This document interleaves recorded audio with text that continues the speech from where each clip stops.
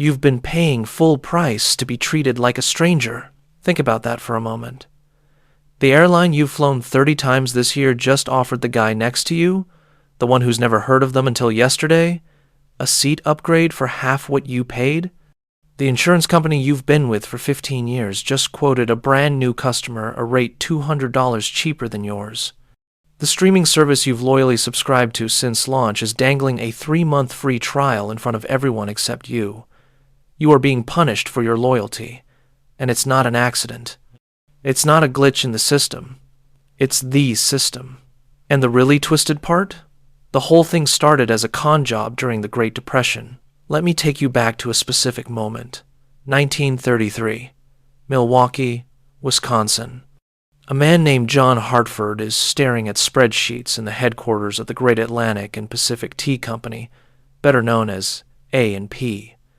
The entire country is on its knees. Banks are collapsing. Farms are turning to dust.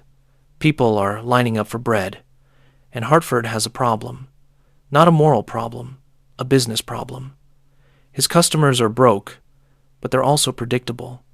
They come back week after week, buying the same flour, the same canned goods, the same margarine, because they have no choice. They need to eat. But Hartford sees something his competitors don't. He sees that predictability is worth more than money. If you know someone will come back, you can afford to ignore them.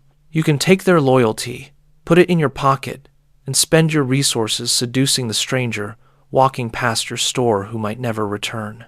This is the birth of what I call the loyalty paradox. The discovery that the most valuable customer is the one you already have, and the best strategy is to treat them the worst. But let me be clear about something. This isn't just about companies being greedy. Greed is old. Greed is simple. This is about something more sophisticated. This is about the mathematical realization that human beings can be trained like laboratory animals to accept abuse as long as you give them a pellet every 10th time they press the lever. This is behavioral economics before it had a name. This is the weaponization of your own psychology against you. Here's how they figured it out. In the late 1930s, after Hartford's initial experiments, other retailers started noticing something strange in their data. Customers who complained, who threatened to leave, who made noise, they got discounts, they got apologies, they got special treatment. But customers who stayed quiet, customers who paid on time, who never called customer service, who just kept showing up month after month like clockwork, they got nothing. And here's the really sick part. Those loyal customers, the ones getting nothing, they stayed longer than the complainers. They were more profitable over time. They required less maintenance, less marketing, less attention. The data revealed a horrible truth. Loyalty is a weakness you can exploit. Now, let me tell you about a man named Richard Titus, 1952. He's a marketing executive for Esso, which will later become Exxon, and Titus has been given a problem to solve. How do you get Americans to pick your gas station over the one across the street when gasoline is gasoline? They're both selling the same product at roughly the same price. What Titus invents will change everything. He invents the points program. Not the first loyalty program, but the first one designed with malicious intent. Here's how it worked. Every time you bought gas at Esso, you got stamps. Collect enough stamps, you could redeem them for household items, toasters, dishes, radios. Sounds harmless, right? Sounds like a reward. But Titus understood something about human psychology that wouldn't be formally documented by researchers until decades later. He understood the endowment effect. Once you have 12 stamps toward a toaster, you're not holding stamps anymore. You're holding a future toaster, an incomplete toaster. And the human brain hates incompleteness more than it loves saving money. You will drive past 3 cheaper gas stations to get to Esso because you need stamp number 13. You are now locked in. You are now exploitable. And here's where it gets darker. Titus ran a test. He had his team deliberately slow down the stamp accumulation rate after customers hit certain thresholds. Instead of 1 stamp per 5 gallons, you'd need 10 gallons, then 15. The goal wasn't to make you quit. The goal was to keep you perpetually close to the prize, but never quite there. To keep you hungry, to keep you hopeful, to keep you coming back. And it worked. Customers who were in the program spent 30% more annually than customers who weren't. Not because the gas was better, not because the service was better, because they were chasing a toaster they'd already paid for 3 times over in the premium they didn't realize they were paying by not shopping around. This is the blueprint. This is the original sin. Every loyalty program you're in right now, every points card in your wallet, every app tracking your purchases, they're all descendants of Titus's stamp scam. They've just gotten more sophisticated, more invisible, more cruel. Let me paint you a picture of how this works today. Imagine you're a product manager at a major airline. It's 2015. You're in a conference room with dim lighting and too much coffee. Someone from the analytics team puts a chart on the screen. The chart shows 2 types of customers. Type A has been flying with you for 8 years. They fly the same route 4 times a year for work. They book economy. They don't complain. They're predictable. Type B is a new customer. They're price shopping. They're on travel websites comparing your fares to 5 other airlines. They might book with you. They might not. The question on the table is simple. Where do you spend your marketing budget? Who gets the discount? And the data says something that should shock you but probably won't. It says give the discount to Type B. It says ignore Type A. Here's why. Type A is going to fly with you anyway. Their company has a corporate account with you. Their miles are already accumulating in your program. They're too deep in the system to leave. The switching cost, the psychological weight of abandoning their accumulated points, their status, their familiarity with your app, it's too high. They're trapped. Type B is free. Type B is dangerous. Type B might go to your competitor. Type B might tell 10 friends on social media that your competitor was cheaper. Type B needs to be captured. Type B needs to be seduced. So you offer Type B a deal that Type A will never see. You offer Type B a price that makes Type A look like a fool for being loyal. And when Type A finds out, when they call customer service and ask why they're paying more, you train your representatives to say something very specific. You train them to say, I'm sorry, that promotion is only available to new customers. You don't say, we're punishing you for loyalty. You don't say, we've calculated that you won't leave. You use the language of scarcity, the language of exclusivity. You make it sound like Type B is getting something special, not that Type A is getting screwed. It's a linguistic trick, a verbal sleight of hand, and it works because most people won't push back. Most people will absorb the insult, feel a little sick, and then keep booking flights anyway because they're tired and they just need to get to Cleveland next Tuesday and they don't have the energy to fight a faceless corporation. This is the loyalty trap in its modern form. You are too invested to leave, and they know it. But let me take you deeper into the machine. Let me show you the actual mechanics of how they calculate your exploitability. There's a metric in the industry. It's called Customer Lifetime Value, CLV. It's a prediction of how much total profit you will generate for a company over the entire span of your relationship with them. Sounds reasonable, right? Sounds like good business. But here's what they don't tell you. The formula for CLV includes a variable called churn risk. That's the probability you'll leave. And here's the twisted logic. The lower your churn risk, the less they need to spend on you. If the algorithm calculates that you have a 5% chance of leaving in the next year, you're safe to ignore. You're a reliable revenue stream. You're a cash cow that feeds itself. But if you have a 40% churn risk, you're a priority. You get the emails. You get the discounts. You get the customer service rep who actually has the authority to solve your problem. The system is designed to reward disloyalty and punish commitment. Let me give you a concrete example. Insurance companies, auto insurance specifically. There's a practice in the industry that's so blatant, so openly predatory, that it's been investigated by regulators in 17 states, and yet it still continues. It's called price optimization. Here's how it works. The insurance company looks at your claims history, your driving record, all the traditional factors. That gives them your actual risk. That's what it costs to insure you. But then they add a second layer. They look at your loyalty, how long you've been with them, how often you shop around, whether you're the type of person who calls every year to negotiate. And if you're loyal, if you're passive, if you just auto-renew, they add what they call a retention adjustment. That's corporate speak for loyalty tax. They increase your premium, not because you're riskier, but because you're predictable. They've calculated that you won't leave even if they raise your rate by $50, by $100, and they're usually right.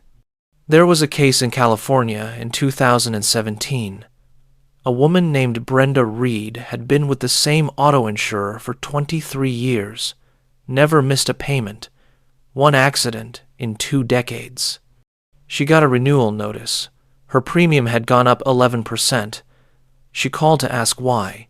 The representative couldn't explain it. Her risk hadn't changed. The market hadn't changed. So, she filed a complaint with the state insurance commissioner. And, during the investigation, the company's internal emails came out.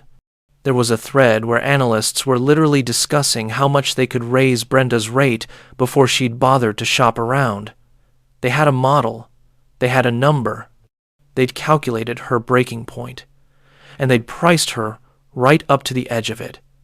This isn't capitalism. This is scientific extraction. This is using math to find the exact point where you'll bend but not break. And it's everywhere. Streaming services that give new subscribers 6 months at half price, while raising rates on existing users. Cell phone companies that offer the latest phone for free to new customers while charging loyal customers full price for upgrades.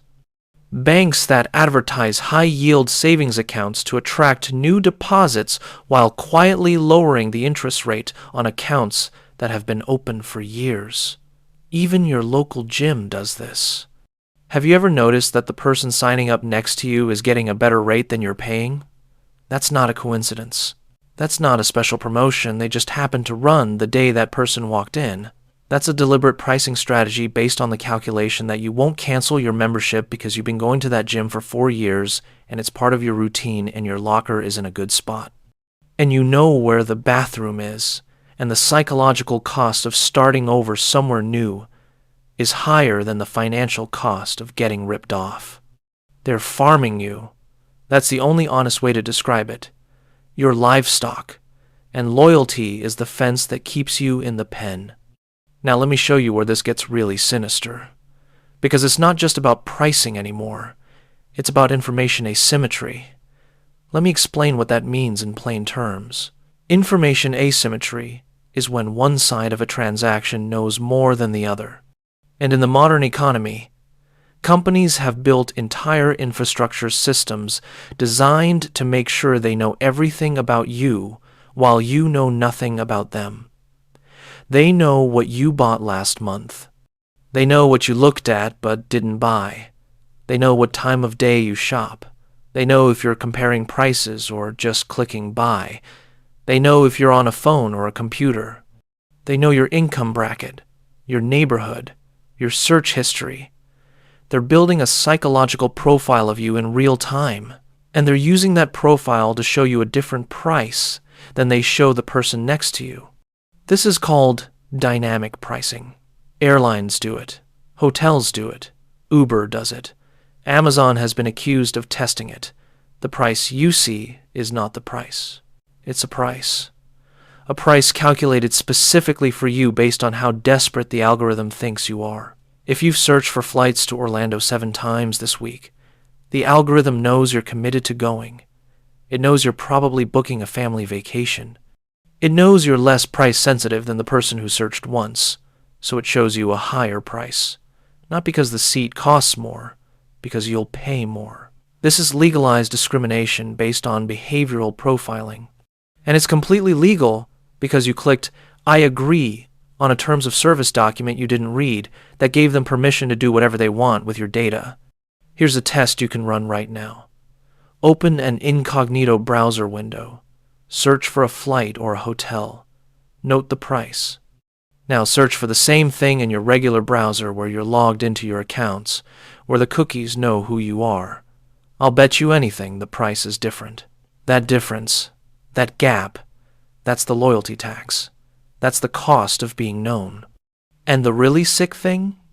The system has trained you to think this is your fault. You didn't shop around enough. You didn't use a coupon code. You didn't wait for a sale.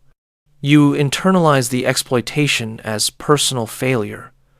The company just made you complicit in your own fleecing, and you apologize for not being a better victim. Let me tell you about the philosophy behind this, because there's an intellectual framework that justifies all of this. It's called price discrimination. Economists love it. They write papers about it. They teach it in business schools. The theory goes like this. Different customers value the same product differently. A business traveler values a flight more than a vacation traveler. So why not charge them different prices? That way, the vacation traveler who couldn't afford the high price still gets to fly, and the business traveler who can afford it pays more. Everyone wins. It's efficient. It's fair. It maximizes total welfare. That's the theory. Here's the reality. The business traveler is paying more because they're trapped. Their company requires them to fly. They don't have a choice. The efficiency is just a fancy word for exploitation. And the vacation traveler isn't getting a deal. They're getting the minimum viable price to keep them in the system so they can be converted into a loyal customer who can be exploited later. It's a con game dressed up in academic language. And the man who formalized this theory? A French engineer and economist named Jules Dupuy. 1844. He wrote a paper about bridge tolls. He noticed that if you charge everyone the same price for crossing a bridge, poor people won't cross, so you lose that revenue. But if you charge rich people more and poor people less, everyone crosses and you maximize revenue. Sounds benevolent, right? But here's what Dupuy actually said in his paper.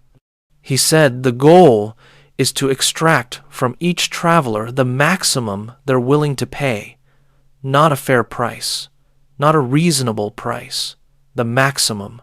He literally used the word extract, like you're a resource, like you're oil in the ground. And modern corporations read that paper and said, yes, let's do that. Let's build the entire economy around that. So here we are, 180 years later, living in Jules Dupuy's fever dream. Every transaction you make is being analyzed to determine your maximum extraction point. And loyalty, the thing you thought was a virtue, the thing you thought companies would reward, is actually the data point they use to figure out how much they can take from you before you scream. But let me give you the escape route, because I'm not here just to make you angry. I'm here to show you the way out. The answer is disloyalty. Not as a tantrum, not as chaos, but as a deliberate, practiced strategy. You need to become what I call a transactional ghost. No allegiance, no patterns, no predictability. Every purchase is a standalone negotiation. You walk into every transaction willing to walk away, and that willingness, that freedom, that's the only leverage you have. Here's what that looks like practically. Every year, you call your insurance company and say you're leaving unless they match the lowest quote you found. Not ask, tell. You're not requesting a favor. You're informing them of reality. If they say no, you leave. You actually leave. And you do this every year for the rest of your life. It takes 30 minutes annually and it will save you thousands. Every subscription service you have, you cancel it once a year. Force them to win you back. Most of them will offer you a retention deal that's better than what you were paying. If they don't, you go without. You'd be shocked how many services you think you need that you actually don't. Every loyalty program you're in, you audit it. Calculate what your points are actually worth in dollars. Calculate what you spent to earn those points. If the math doesn't make sense, if you're spending more to chase points than the points are worth, you quit the program. You take the psychological hit of losing your status, your accumulated balance, your imaginary future toaster. You take the hit because the hit is freedom. This is not about being cheap. This is about refusing to be farmed. This is about recognizing that in a system designed to exploit loyalty, the only rational response is strategic disloyalty. You become a mercenary. Every company is temporary. Every relationship is conditional. And you never, ever let them know what you'll do next. And I know what you're thinking. You're thinking this sounds exhausting. You're thinking you don't have time for this. You're thinking, isn't there value in just finding a good company and sticking with them? And my answer is this. That company you want to be loyal to, they're not loyal to you. They're running the numbers on you right now. They're calculating your churn risk. They're designing the algorithm that will squeeze you. Your loyalty is a one-way transaction. You're bringing a knife to a drone strike. So yes, it's exhausting. Yes, it takes time. But you know what's more exhausting? Spending 40 years being slowly bled by 1,000 small extractions that you never noticed because you thought loyalty was supposed to hurt a little. You thought good customers were supposed to pay more. You thought that's just how it works. It's not how it works. It's how they want you to think it works. The system is counting on your exhaustion, your inertia, your misplaced sense of virtue. The moment you decide that your loyalty belongs only to people, not to corporations, everything changes. You stop being a resource and you become a threat. And companies actually respect threats. They don't respect loyalty. They exploit it. This is the secret they don't want you to know. Disloyalty is a superpower.